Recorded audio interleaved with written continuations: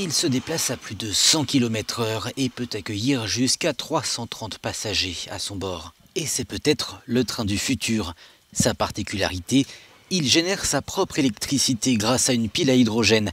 Ce train conçu spécialement pour les lignes non électrifiées a été construit par le groupe français Alstom et c'est le premier modèle au monde à être homologué. L'hydrogène présente ici un intérêt. Produit de façon décarbonée, il ne rejette pas de CO2.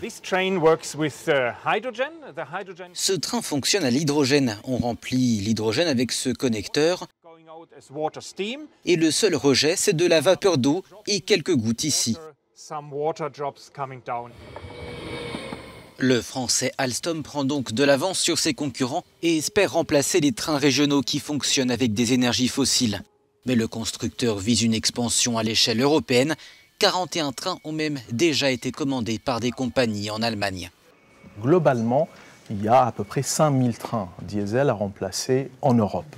Donc oui, en termes de besoins, en termes de marché, c'est effectivement la solution pour l'avenir, mais c'est également la solution pour l'avenir parce que la performance intrinsèque de l'hydrogène est une performance qui est parfaitement capable de remplacer le diesel avec une autonomie similaire, voire supérieure à celle du diesel.